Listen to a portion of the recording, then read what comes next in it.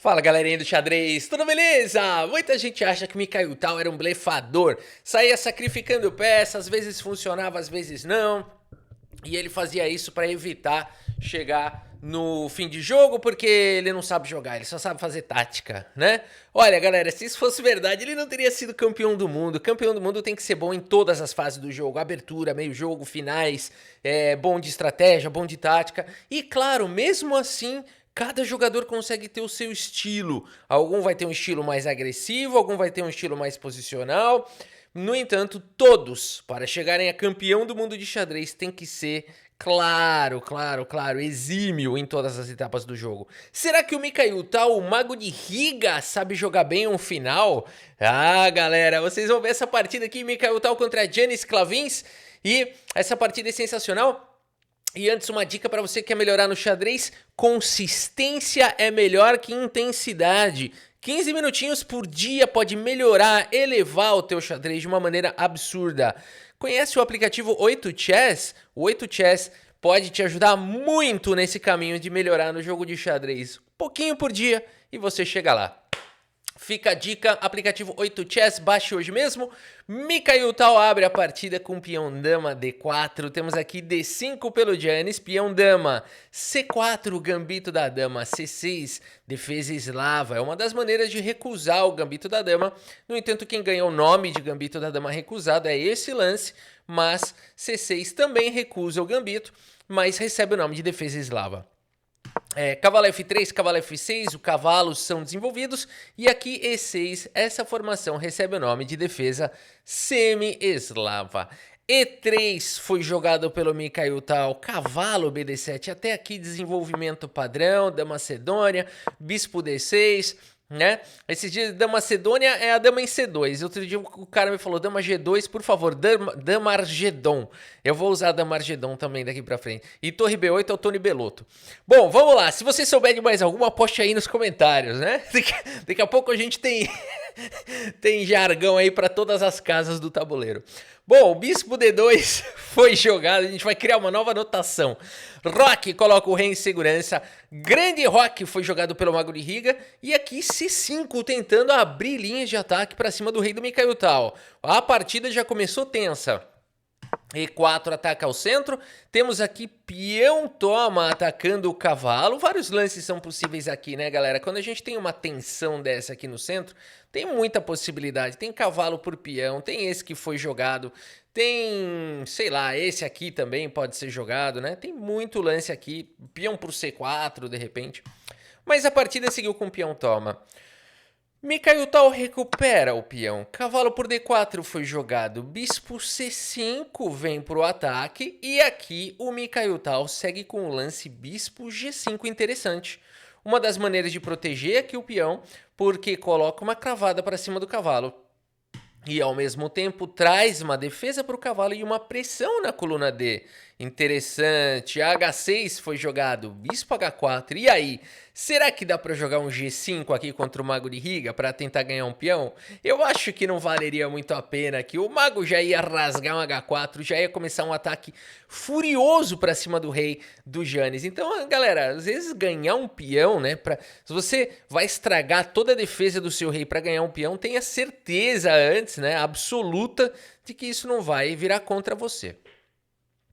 Por isso a partida seguiu com bispo toma, simplesmente Mikhail Tal retoma e dama B6, é um lance que ganha um tempo aqui sobre a torre. Torre D2 volta trazendo mais uma proteção para o peão, por que não? E agora D4 foi jogado atacando o cavalo do Mikhail Tal. Cavalo em A4 foi jogado, dama atacada vem para casa de A5, bota pressão em A2, ataca o cavalo. Mantém também um domínio aqui, um ataque aqui nessa diagonal. E aqui temos o lance torre por peão. Mikhail Tal pega esse peão, guarda no bolso, cheque com o dedo na cara. Boa sequência do Giannis aqui, porque agora ele vai recuperar o peão depois de torre voltando. Aqui o lance dama por peão foi jogado recuperando o material. Será que isso foi bom, galera? Porque assim, nas partidas de alto nível, o que acontece? Tá todo mundo jogando para tentar ter uma pequena vantagem para entrar num final melhor. É claro que se errar antes disso, o adversário vai tentar castigar, né? Mas nas partidas de altíssimo nível, em geral é disso que se trata. Quem que consegue sair, né, da partida da abertura do meio jogo com um pouquinho mais de iniciativa, com um rei um pouco melhor colocado, um domínio de uma coluna, um par de bispos contra bispo e cavalo, uma maioria distante, como o Mikhail Tal tem aqui, né? Pequenos detalhes que podem levar para um final melhor. Vamos ver. Aqui, dama toma, cavalo toma. Bispo D3 foi jogado, atacando o cavalo. O peão tá protegido. Cavalo de D vem para casa de C5 e aqui temos trocas. Cavalo toma e o bispo atacado volta. Friamente falando aqui, ó, par de bispos contra bispo e cavalo, batalha de peças menores. Existe uma ameaça aqui bastante chata já de bispo em E7 e Mikhail Tal tem uma maioria de 3 peões contra 2 na ala da dama. Tudo aponta para um final melhor para o Mikhail Tal, né? Par de bispos joga melhor que bispo cavalo, uma maioria distante pode ser perigosa. No entanto, exige muita maestria de fato carregar essa posição, né, para uma vitória. Vamos ver. Aqui B6 foi jogado, já se antecipando a bispo E7. Mikhail Tal segue com B4, ativando a maioria. Cavalo B7 A3. E aqui temos o lance E5, dando mais mobilidade para o bispo. As torres precisam jogar. Mikhail Tal centraliza o bispo, dificulta o desenvolvimento aqui do bispo. E por isso torre B8 foi jogado. Tony Belotto jogado aqui, protegendo o cavalo, dando mobilidade para o bispo e também dando mobilidade para o cavalo, né? Uma vez que ele estava cravado.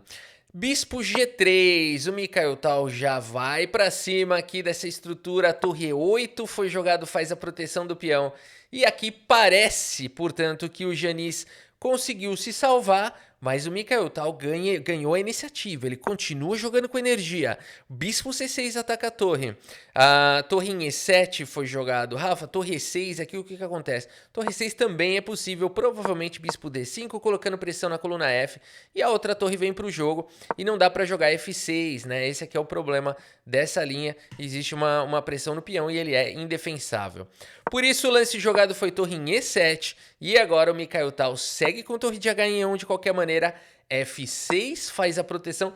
Percebam como o Janis, para se defender nessa posição aqui, o quanto ele está piorando a posição dele. Esse lance expôs o rei, essa torre está em defesa. O Mikhail Tal precisa jogar com energia máxima. Ele segue com o lance F4 aqui agora, tirando proveito da cravada. Bispo G4 parece um bom lance, porque ganha um tempo, dá liberdade para essa torre. E a partida segue com o lance do Mikhail Tal aqui, o lance do Mago de Riga, galera. Que isso, que lance é esse? Torre D4 não é apenas um lance de efeito. Esse lance já ameaça capturar o peão com um ataque para cima do bispo. É um super lance e ao mesmo tempo oferece trocas. Mais uma vez aqui o que jogar, né? O adversário fala, vamos trocar um pouco. Nesse momento a gente já pode decretar a partida como derrota aqui para o Janis. Mas é claro, precisa exigir aqui, claro, uma maestria e um conhecimento. Entre amadores dá para jogar essa vitória por água abaixo. Vamos ver aqui a técnica do Mikhail Tal, né? Mas vamos comparar rapidamente. Por que a gente fala que as brancas estão estrategicamente ganhas aqui, né? Peças ativas, par de bispos contra bispo e cavalo, torre na sétima horizontal, estrutura de peão impecável, 2 ilhas de peões apenas contra 3 ilhas de peões. A gente tem um peão enfraquecido aqui e uma maioria de 3 contra 2 distante que vai avançar com velocidade. Todos esses fatores, mais a mobilidade mais fácil aqui do rei das brancas e a mobilidade limitada do rei das pretas, dá uma forte vantagem para as brancas. Vamos ver. Cavalo D6 foi jogado e agora dando liberdade aqui para a torre, mas esse lance aqui ele ataca o peão e deixa o peão de A7. Tudo bem, uma troca justa. Torre toma, cavalo toma. Aqui agora a gente tem uma maioria de 2 contra 1, mudou um pouco. Bispo D5 cheque. Rafa, o Janis capivarou? Por acaso ele perdeu material aqui? Não, ele tinha tudo calculado, galera. Partida bonita. Rei H8 foi jogado. E aqui, pessoal, bispo por cavalo não ajuda. Na verdade, é um lance muito errado. Puxa, Rafa, eu ia jogar esse lance. Não fica triste. A gente tá aqui, todo mundo aprendendo junto, né? Uma hora, esses padrões começam a ser um pouco mais automáticos. Qual que é o problema de bispo por cavalo? A gente vai sobrar um final de bispos de cores opostas. Oh, Rafa, mas esse lance ganha uma peça. Na verdade, não. Por conta de torre C8, olha o que acontece com a barrinha. Porque cai no final de bispo de cores opostas, que é muito difícil de você carregar aqui uma vantagem, né? Aqui rapidamente as pretas recuperam o material e vão para um final aqui, ainda assim difícil, mas com possibilidades, né? O rei E1 aqui, por aí vai. Perigoso esse peão passado aqui, né? A torre também tá numa ótima mobilidade. As pretas têm contra-jogo. Por isso, Mikhail Tal não deve capturar o cavalo. Tal segue com esse super lance F5, um lance arriscado. Porque tudo bem, ataca a torre, é verdade, mas enfraquece esse peão. Poderia parecer um lance safadinho, né? Um golpe, como a gente chama, um golpinho, né? Mas na verdade não. Mikhail Tal tem uma ideia muito mais forte. Vamos ver. A partida segue com o lance torre C8, um lance que defende o cavalo, ameaça ataques descobertos e mantém o peão atacado. Será que o Tal fez coisa boa?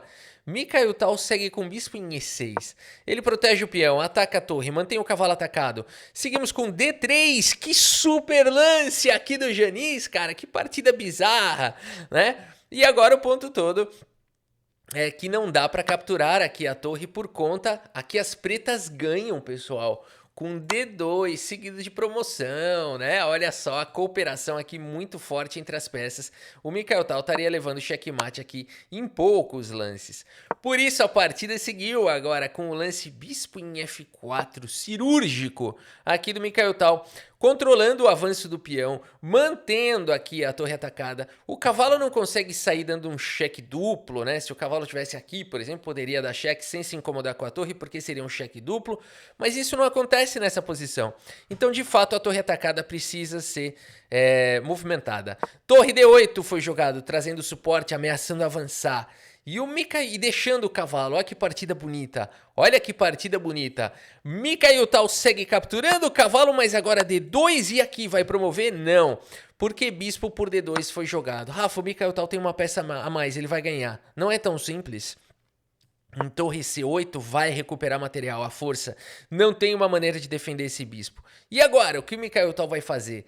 Tal segue com... Poderia jogar um rei B2, poderia jogar aqui, sei lá, um B5. Difícil achar B5, né? O lance do computador aqui. Por isso que a gente fala, poderia jogar B5. Quem jogaria? Ninguém, né? Só o meu vizinho Felipe, ele bateu o olho aqui e falou B5 ganha e foi embora. Ele mandou uma frase e foi embora. Ele tava andando de bicicleta. Ele é neto do... Enfim. Bispo E3 foi jogado aqui pelo Mikhail Tal. Um lance que faz sentido. B5? Não, aqui inventou moda, né? Aqui tem que capturar aqui com o dedo na cara e aí depois jogar um B5. Tem diferença isso, a gente vai ver por quê e o Mikhail Tal vai mostrar. B5 direto, a ordem será que importa? Importa e muito. Tal segue agora com bispo C5 e não dá mais para tomar de torre, galera. Vai recuperar material? Recuperou. Mas agora o Mikhail Tal tem 2 peões passados e conectados. Uma diferença sutil, no entanto, muito, muito, muito importante o impacto dessa diferença. O Mikhail Tal já vai pra cima. Rei C2 foi jogado.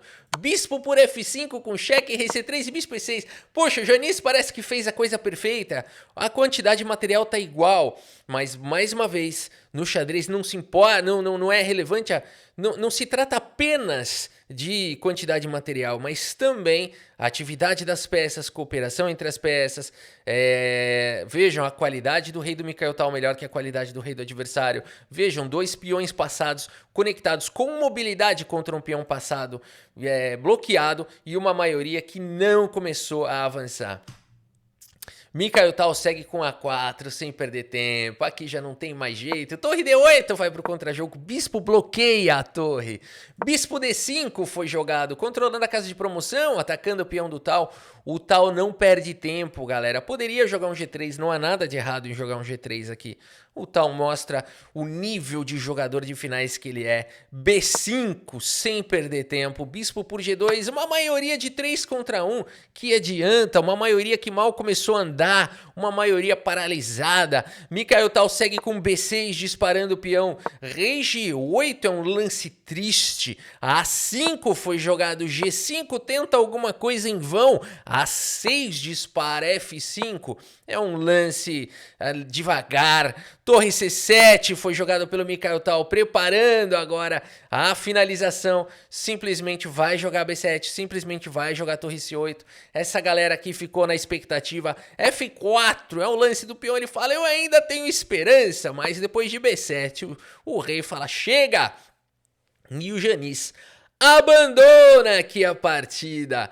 Abandonou porque não dá mais. Que finalização bonita aqui do Mikhail Tal. Peão a menos, bispos de cores opostas. Tudo poderia a crer, né, que a gente poderia ter um final empatado. Mas não, Mikhail Tal mostrou que não adianta bispo de cores opostas, não adianta peão a mais. Se você tem peões passados e conectados disparando.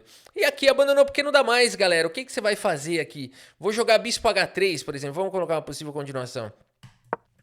Bispo H3, vou evitar torre C8. O que adianta? Cara, isso daqui vale mais do que uma dama e uma torre juntos. Isso daqui vale muito, né? Então aqui, só para finalizar, bispo D7, vai trazer aqui a dama. O que você vai fazer aqui? Vai trocar, né? Não precisa nem continuar. Uma posição completamente vencedora. Mikhail Tal jogando um final com pura maestria. Vamos dar uma olhada aqui no relatório do chess.com. Até bugou aqui o relatório. Não vai sair. Quando ele trava assim, sabe o que a gente faz? Volta. Salva, vou mostrar aqui ó para vocês em tela cheia aqui que a gente faz, ó, salva aqui e agora a gente recarrega a página, tudo salvo e agora sim a gente clica aqui em review e agora vai funcionar, certo? Errado, toma, né? Toma, ó, o Krikor tá me trollando, ô Krikor, libera aí a análise, meu, o Krikor tá me trollando aqui nessa partida, a gente vai ficar sem o relatório provavelmente aqui. Eu vou tentar meu último negócio aqui, é vir aqui no Save the Analysis. Agora eu vou clicar na partida para tentar liberar algum cache, alguma coisa, clicar no review de novo e não, nem assim funciona. Mas acreditem em mim, foi uma precisão muito alta, provavelmente 95, 96, com 3 lances brilhantes. Rafa, Engine não vai dar 3 lances brilhantes, eu dou. Meus amigos, por hoje é isso, espero que vocês tenham gostado aqui da partida e do vídeo. Muito obrigado pela sua audiência, um grande abraço para todos vocês e até a próxima, valeu!